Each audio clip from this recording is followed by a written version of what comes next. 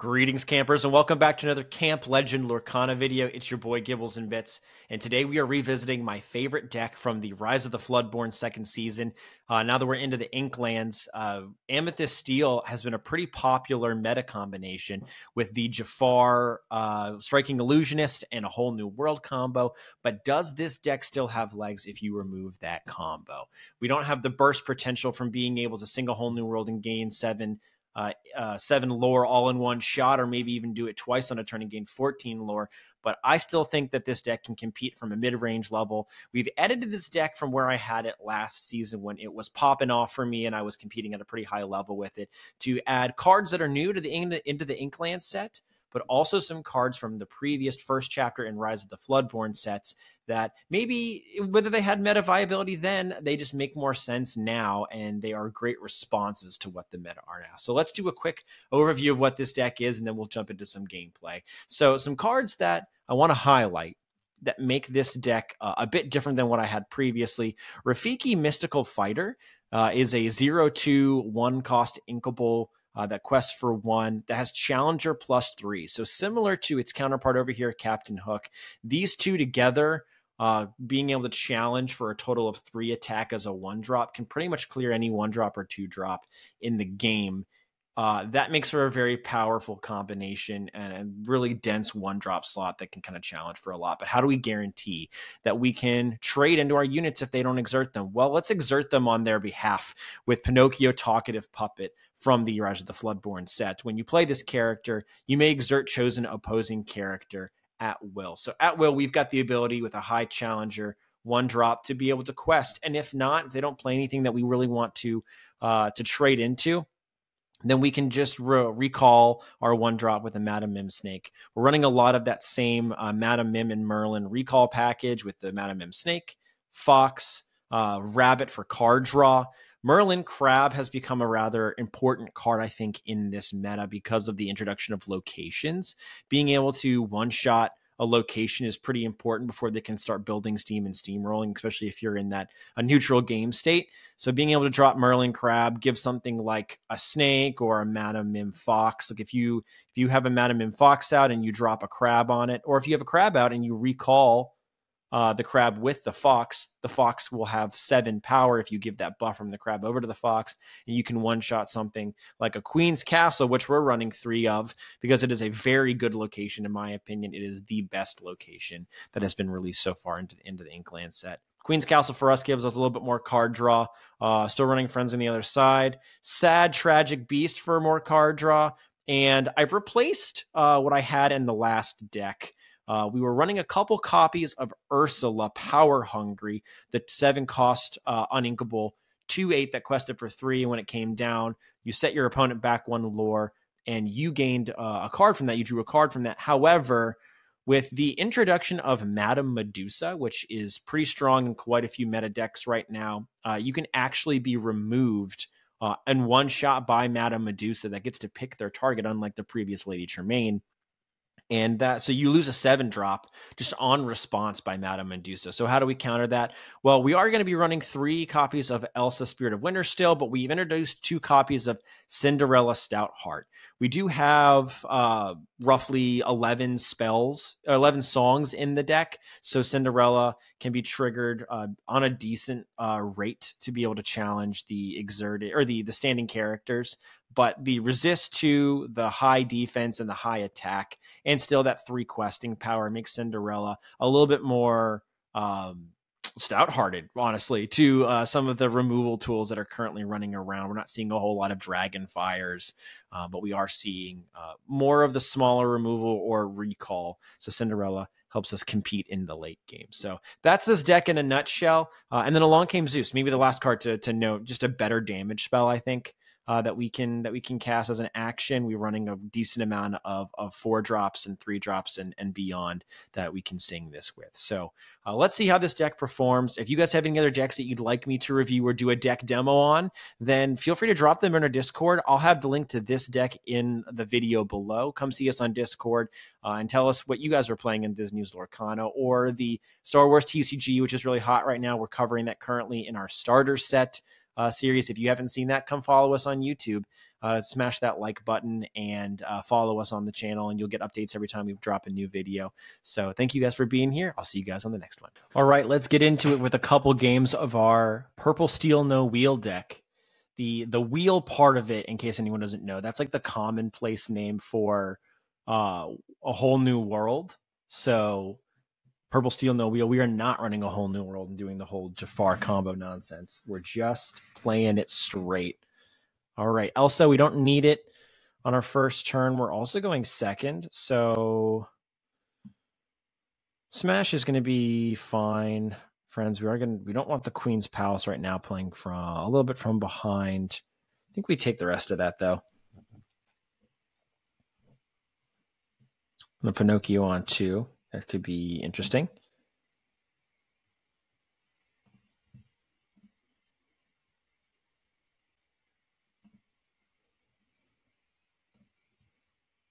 We get the Elsa back that we didn't want. Love that. Okay, we might... Yeah, we're going to end up needing to attack that. We're going to get rid of a Smash and play the Captain Hook. So we do not want to allow our opponent to be able to shift that Stitch. We could assume this is Green Fossa, which is like the aggressive version of the old Ruby Amber Mufasa deck from the last set, The Rise of the Floodborn. Now there's a Green Fossa version.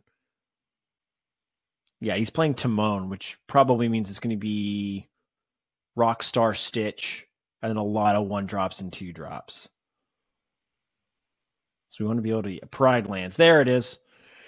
Okay, so what we're going to do is we're going to get rid of this goat. That shifts on turn... Does Rockstar Stitch shift on turn 3 or turn 4? I believe it's turn 3. We're going to go ahead and do that anyway. Clear it.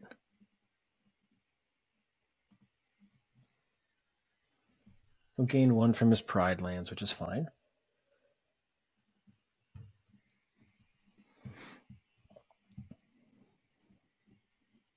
Morph.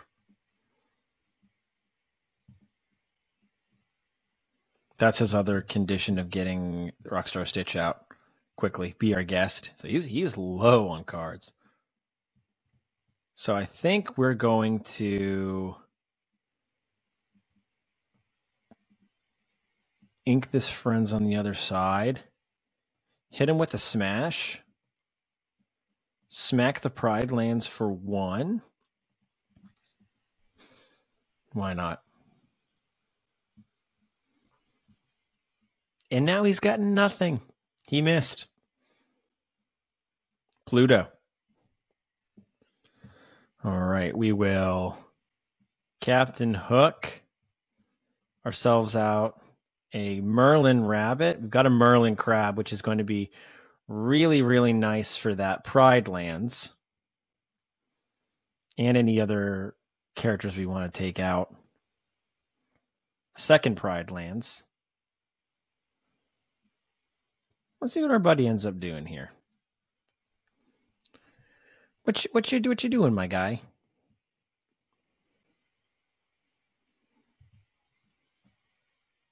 We will Pride Lands.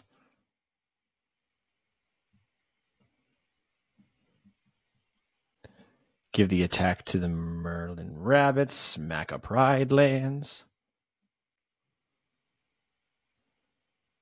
And then we're going to... We could ink...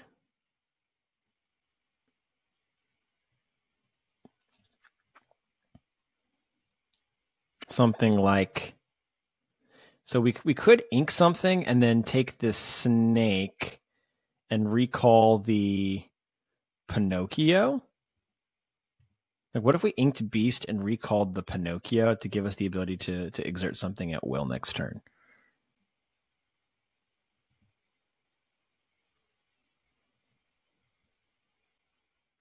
Or inked, or we even just ink the we ink the beast to then be able to recall the rabbit. That's a decision. I think the fox is just too good. So let's go ahead and ink. Yeah, our opponent's like, come on, hurry up and play. It's not that hard. We'll go ahead and get the card back. Smash is a good card we've pulled.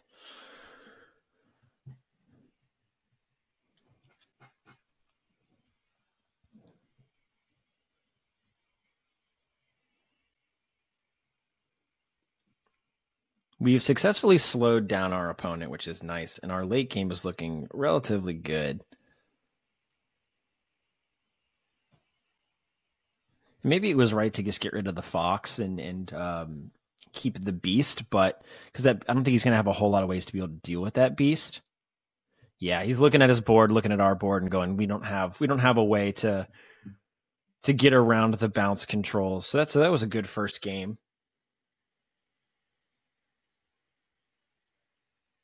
Yeah, we just identified what our opponent wanted to do, which is go wide, and using some of our kind of early control tools with that Pinocchio. I mean, how crucial was getting that Pinocchio to kill off his Stitch? And then he played Morph too. I have to assume that last card in his hand that he couldn't play but didn't want to ink either was a Rockstar Stitch. Going second, we've got the Captain Hook into Pinocchio into Mim combo. Elsa, we don't really need you. Grab your swords. Grab your swords could be helpful. Probably don't need... Oh, the Along Came Zeus. If this is the tempo one, we're going to be seeing quite a few... I like this hand a lot. We're going to be seeing quite a few 3 to 4 strength units. Let's get rid of a fox.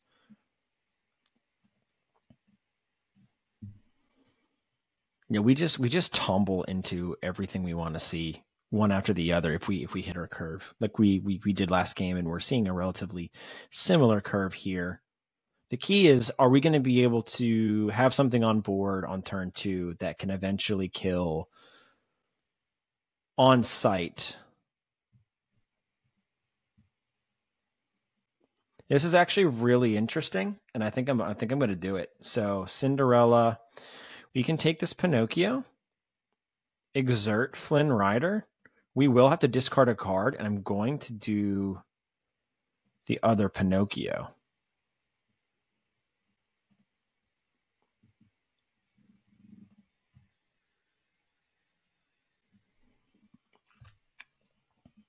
Maybe it was the Merlin Crab. If he drops Ursula, Broken Ursula on 3, Broken Ursula, or other Ursula on 2, it's fine. And then along came Zeus. So we're going to quest, probably recall. We're running a little bit low on inkables, so we don't want to necessarily recall the Pinocchio. I think we're just going to ink the crab, play the fox, and be happy with where we are. We're going to rely on that rabbit next turn to start getting some cards back into our hand, but we've sufficiently slowed our opponent down. Can't really do a whole lot with the Ursula, because it'll just die to the fox. It's more about just what is he planning. I think if he's got a Cloud Kicker in hand, that only gets rid of the Pinocchio. He doesn't really want to bounce that back to my hand. Okay. Forces our hand a little bit here because we do need to be able to ink next turn. We have to hope that we run into an inkable. I'll get rid of the Captain Hook and hope that we hit an inkable next turn. Next thing that would go would be the Along Came Zeus.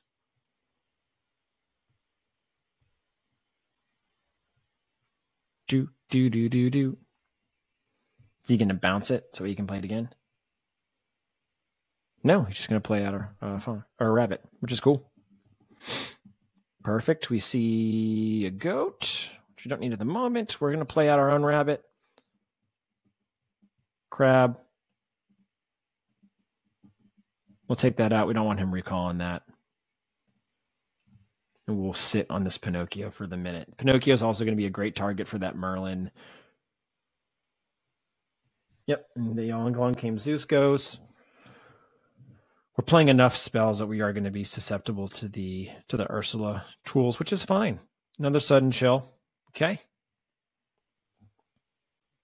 Which means we're not going to be afraid to trade with our Merlin rabbit. Yep.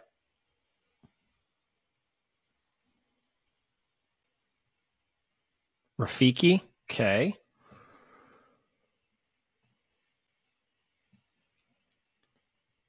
We'll trade there. You know he's running discard, so there's really no point in keeping our hand. Keeping this in our hand. We'll ink it, actually. If he wants to recall Ursula and play a fox of sorts, we're okay. Because he'd have to take out the Merlin. There you go. There's the fox. He'd have to take out the Merlin rabbit. Mad Hatter. Mad Hatter would draw him a card. It's not a card you see very often. Yeah, sure. We'll take it. We'll do a Captain Hook. In this case, we will trade because we do still live. We'll quest with our bunny rabbit.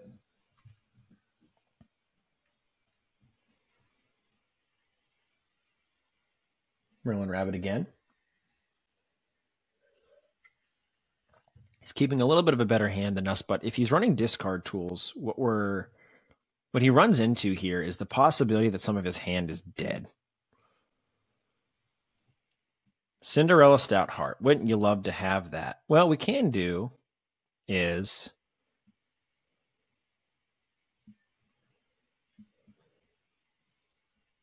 and see what we get. If we get an Inkable, maybe we just go aggressive and smash. Okay.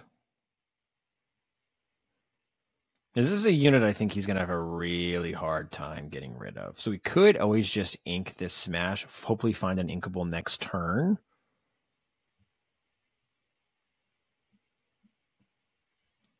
And then we've just got a unit that just doesn't die to any of his stuff forever.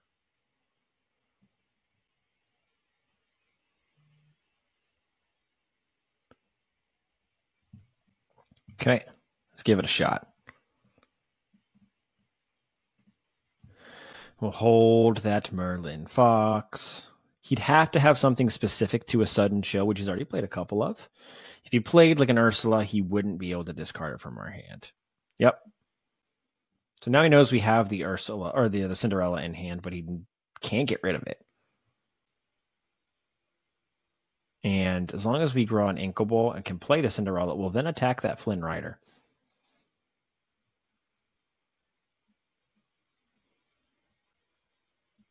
He's going for the hand refill. I don't blame him. Interesting. And now we've got a world beater. Flynn Rider, we traded out.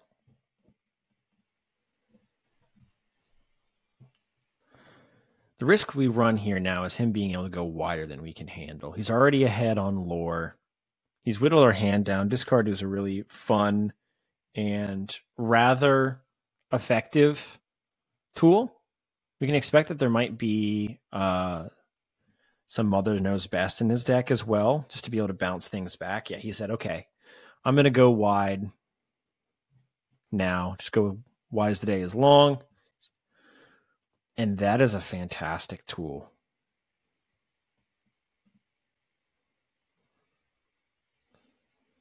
Now we can take out their Mad Hatter if we want to and draw him a card. That does slow his questing down, and we still don't take any damage from Cindy. Worst thing we could see right next turn is an Elsa because we can't play it, and we do need tempo. Would love to see another Grab Your Swords, so we can play that. He's probably playing low drop stuff. Robin Hood. Prince John. Pinocchio. So I think we're a little dead in the water here. I think he got underneath of us. That has to die. 15, 16, 17, 18, 19, 20. We can hit our opponent with a good game. I think he's, or not a greetings. Oopsies. Probably thinks I'm trolling. Well played.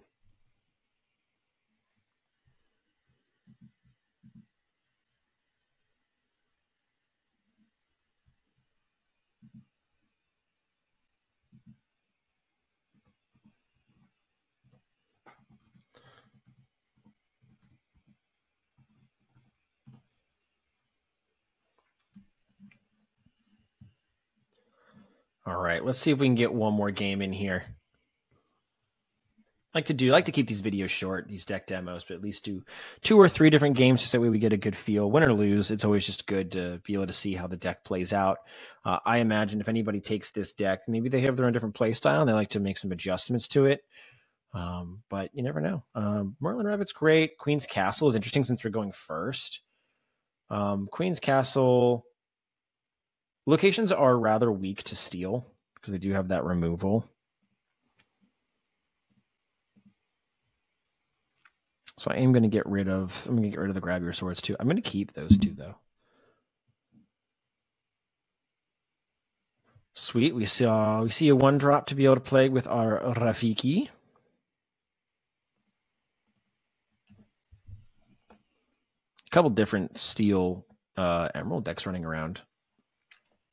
I'm not sure what version this is. One of my favorite decks right now is steel and emerald.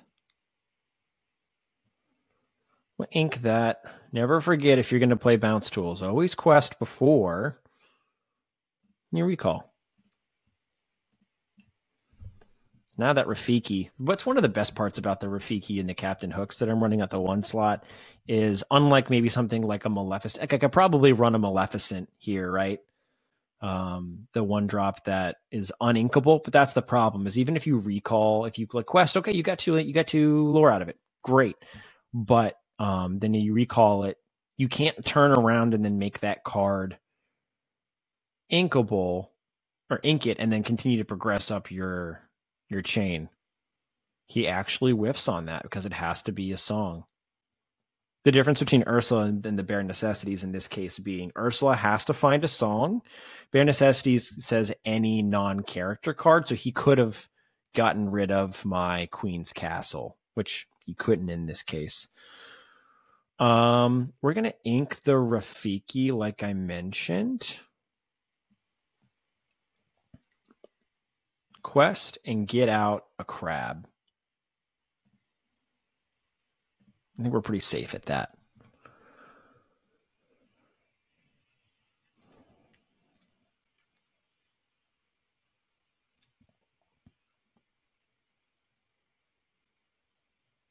There's not going to be any locations he's going to play, fortunately. But if you play something that we do want to kill, we can exert it with our Pinocchio, which would be fun. And still kill with our Merlin Crab too, and then we've got board presence. We've got solid board presence, and still with the ability to recall. I really want to play the Queen's Castle this game because we are ahead on board, and I do think it could be a really solid card draw engine.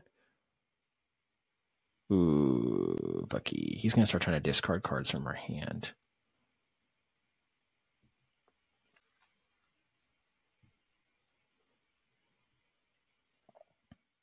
That's a card we want to get rid of. All right, so we're going to ink the Rafiki here. We're going to play a bit under curve. Yeah, so he's setting up to be able to shift it, and then Bucky would get rid of a card because it's a Floodborn. So we're going to go wham, bam, thank you, ma'am. I'd rather him kill the snake with Bucky if he's going to. Because I want to be able to control when the crab dies, so that way I can get the attack boost off of it.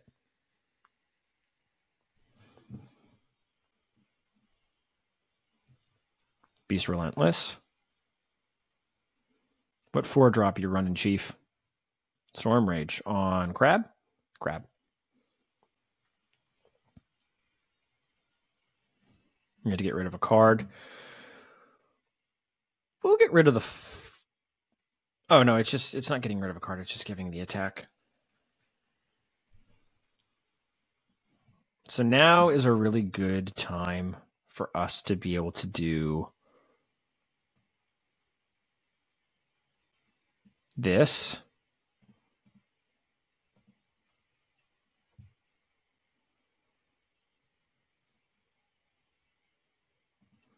I will quest with Pinocchio and keep that standing. He has to have another piece of... He has to burn another piece of removal on the snake that he doesn't want to burn it on, or grab your swords.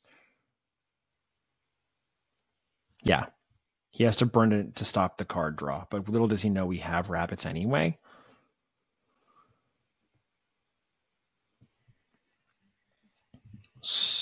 Okay.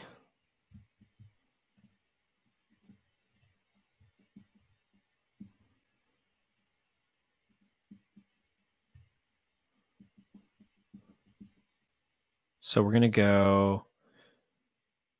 It's the most optimal play since we don't have enough ink in order to play the smash. We're going to go there. We're going to go there. And we're just not going to give him the opportunity to trade. He's going to have to kill either the Queen's Castle or have something to be able to clear both of those.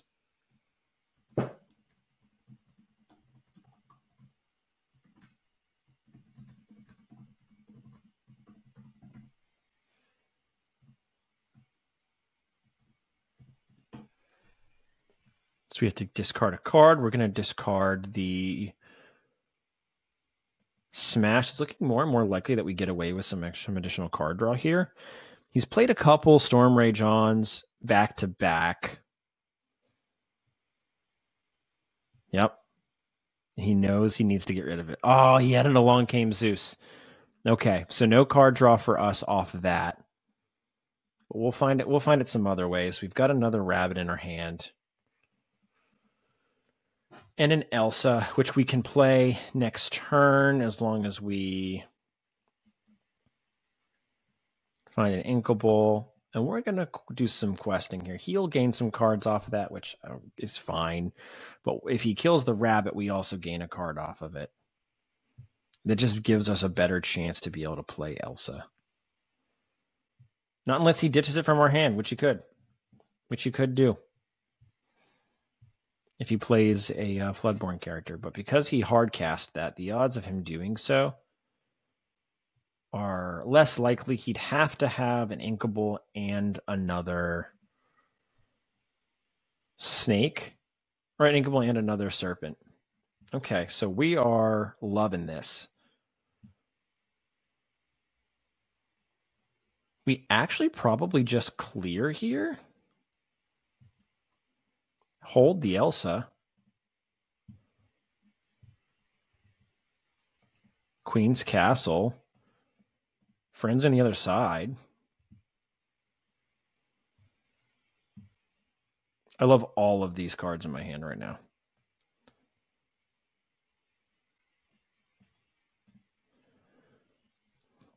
And the best part is the Queen's Castle also is going to continue to gain this lore. So he's going to get rid of a card in our hand.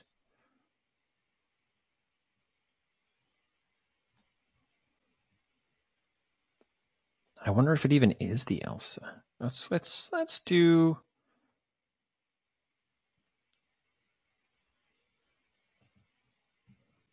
Let's do that. And then we're going to put Cinderella Stoutheart at the Queen's Castle next turn. We're going to hold on the Elsa. We want another target. Yeah.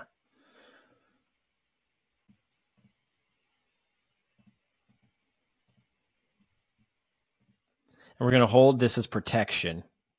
His friends on the other side, so that way, in case he tries to ditch or make us lose a card with Bucky, we can still ditch the friends on the other side. Instead, we'd love to be able to cast that, so that way we can kill Bucky, we can kill whatever else. He hard cast that. Okay, so we don't care. We're not going to get the card draw anymore, which is fine. Yep. And we will keep. Oh, it's even better. It's better than you could ever have imagined. Kill the Bucky. We stop the card draw. He will trade back into our, because it'll have 7 in attack. He will trade back into our Cinderella, but I think we're okay with that.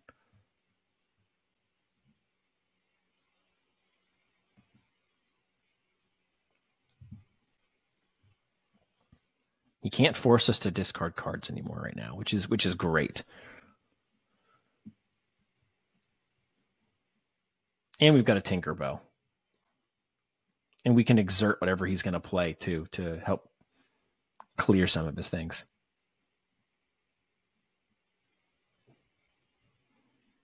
He's played how many? He's played 3. He's played all 4. Let the Storm Rage On. He's played 1, 2, 2, and then along came Zeus.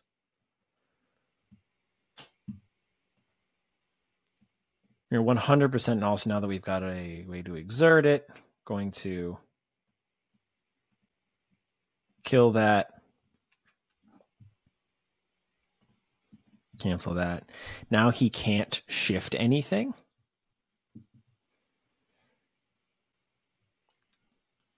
Totally fine, my friend. I will happily play Grab Your Swords to kill that. Quest.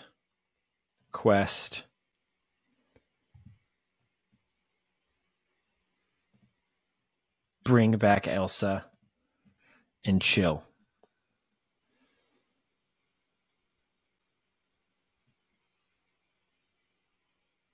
Robin Hood. A whole new world. Wow. No, does he know we just pulled another 2 more Elsas? He's not going to be happy about that.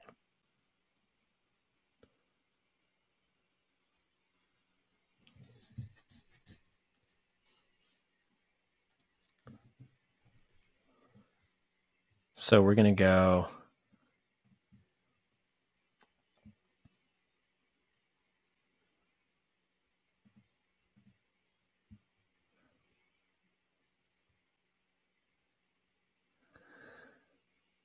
We would.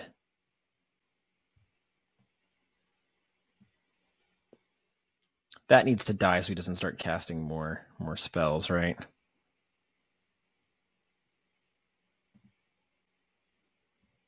Well, he can't because it's going to stay exerted.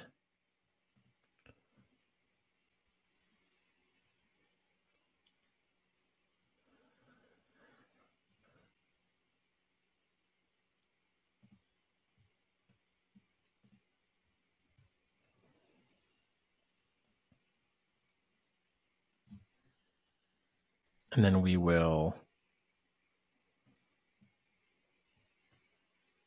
exert or get rid of that to toss out another Captain Hook, and we'll go. So he can't do any shenanigans with his Ursula because it is exerted. Elsa's going to quest for 3 next turn to get us to 17. Hook would quest to 18, and we've actually got lethal in hand with Goat going to. We got to get us to 18 on board, and Goat would get us to 19, and then we recall it on 20. Okay. Ink, grab your swords. Strength of a Raging Fire. Well, he just burned a lot of tools for that.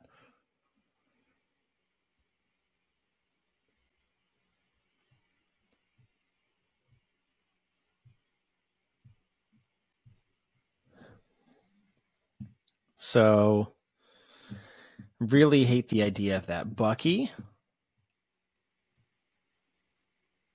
But I think what we're going to do is we're going to clear that. Queen's Castle. Goat. Bring the Goat to the Queen's Castle. And we'll hang out.